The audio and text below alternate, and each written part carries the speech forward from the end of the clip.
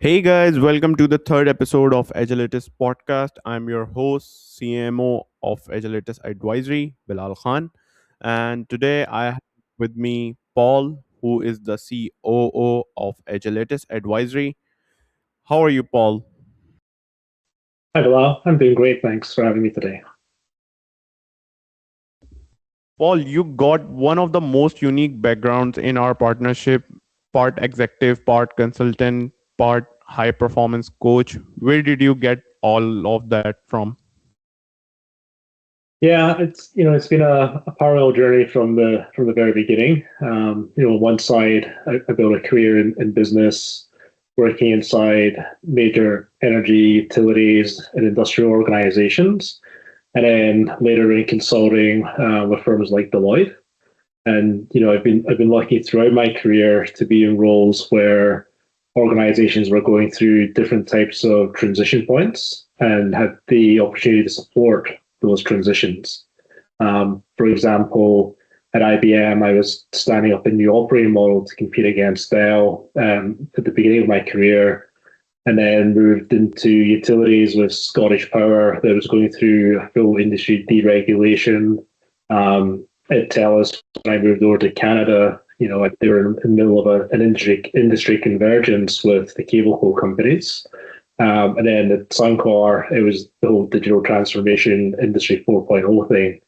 And then with consulting, I've supported clients on transformations, built operating models, ran large programs, and sat with executive teams to support them where decisions impacted their financial, operational, and safety outcomes. So that's one side. On the other side, I grew up as a quad sport athlete, playing four sports at various competitive levels. But then I got a bit of a serious back injury in my early 20s, and that kind of forced me into coaching while I was going through recovery. And the sport I was coaching at that time was volleyball, and I spent over a decade coaching high performance teams in both the UK and Canada. That included a number of international and Olympic level athletes. Sports kind of taught me about how to handle pressure, how to build team alignment, discipline, and really, how the environments that support people either elevate them or break them. But I guess more importantly, it also taught me, how to win, and why little details matter to enable sustainable performance. So for me, those two paths have never really felt separate. I was playing sports or coaching sports at the same time as I was working in my kind of business career.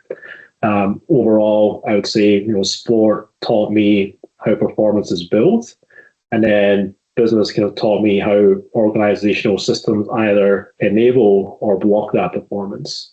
And together, they've kind of shaped how I work today over time. That's really amazing, Paul. I also noticed that you have heavily invested in your academic development. Can you tell us more about it? Yeah, absolutely. I've always believed that experience is powerful, but experience plus structured learning is better. People talk about book smart versus street smart, and I don't think it's a versus or one or the other. I think blending both creates a more powerful outcome. Personally, I completed executive leadership studies at Harvard Business School, and I've collaborated on published research with the University of Calgary's School of Public Policy. My MBA thesis focused around organizational transformation at IBM, and for my undergraduate, I focused on strategy. On the sports side, just to balance out the parallel track side of things, I completed coaching qualifications in both the UK and Canada for volleyball, and then more recently lawn bowls. So that academic grounding helps me translate complex ideas, whether it's strategy, operating models, how to build high performance teams, into practical, useful tools for leaders. It also helps keep me honest as it forces me to test what I've seen, in organizations or in sports arenas against what research actually says, and I'm able to apply both together and kind of blend into kind of um, my own perspective and point of view. That's really amazing, Paul. I really want to talk about your role at Agilitas. You are the COO. So, what's your day to day looks like? Yeah, my CEO role has kind of two sides as well. Feels like everything I give you almost has two sides to it. But internally, I'm responsible for building the systems that make Agilitas run.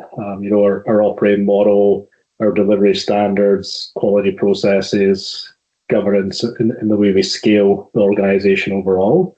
I work with the partners to make sure we're not just delivering great work, but delivering it consistently, predictably, and in a way that reflects who we are as a firm. Externally, I work with CEOs, boards, and executive teams on strategy, operating model design, execution systems, and major capital projects. I help leaders build clarity, alignment, and decision-making systems that work for the environment and the industry that they operate within.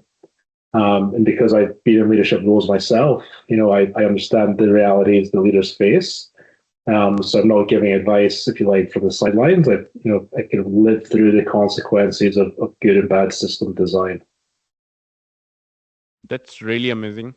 So, that brings us to something that you're actually known for, the winning system. For listener who haven't heard of it, what exactly it is?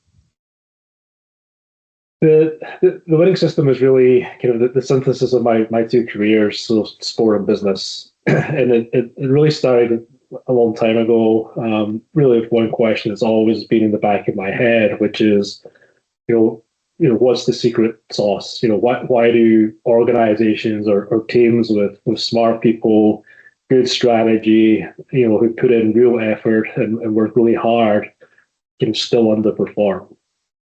And what I've learned in boardrooms and in volleyball courts is that performance isn't just about talent or effort; it's really about system design.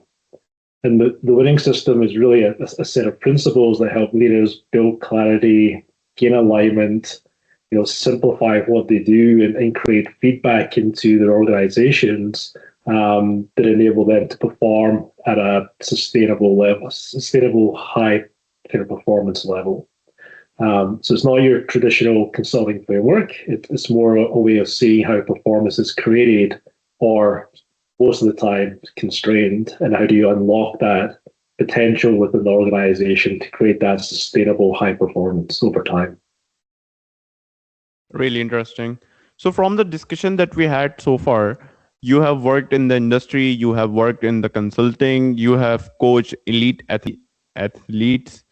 How does it all differentiate you from the other advisors in the market? Yeah, that's a great question. I'd say I believe kind of three things really shape how I work. First, I've lived the realities leaders face. I've been in leadership roles inside complex organizations, going through transitions most of the time. So I know what it feels like when the system's working and when it's fighting you.